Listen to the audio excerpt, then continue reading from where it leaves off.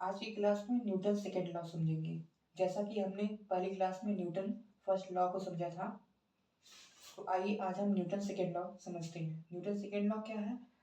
मान लीजिए मुझे कहीं पे जाना है, ऐसे करके धीरे धीरे जा रहा हूँ, तो क्या होगा, टाइम ज़्यादा लगेगा, ठीक है। और मुझे जो है वो कम टाइम में किसी जगह पे पहुँचना है, तो क्या करना होगा, फोर्स लगाना होगा, ठीक है। फोर्स लगाना होगा और मास जो है वो कम होना चाहिए। जैसे मान लीजिए कि मुझे कहीं पे पहुंचना है और मेरा जो वजन है वो बहुत ज़्यादा है, तो उसके लिए क्या करना होगा, उसके लिए मुझे ज़्यादा फोर्स की ज़रूरत होगी।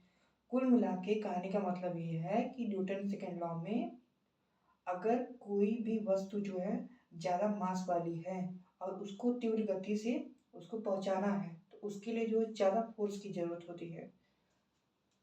F equal to M A. कहने का मतलब ये है कि अगर कोई भी वस्तु है, मास उसका कम है, तो ऐसे ही टू टू टू टू टू टू टू टू टू टू पहुंच जाएगी, आसानी से पहुंच जाएगी, और इसमें जो फोर्स भी कम लगाना पड़ेगा। लेकिन अगर यही जो है वो कोई वजन वस्तु हो और ऐसे ऐसे धीरे धीरे जा रही है, तो उसके लिए जो है वो फोर्स ज़्यादा लगाना होगा, क्योंकि मास ज़्यादा है। और न्यूटन के द्वितीय नियम का यही न्यूटन का द्वितीय नियम है, सेकेंड लॉ ऑफ न्यूटन यही है, F equal to M A. पहले में क्या था, पहले में था कि हम उसमें जो है वो अवस्था में परिवर्तन कर रहे थे। अब यह है कि हम गति को तीव्र कर रहे हैं।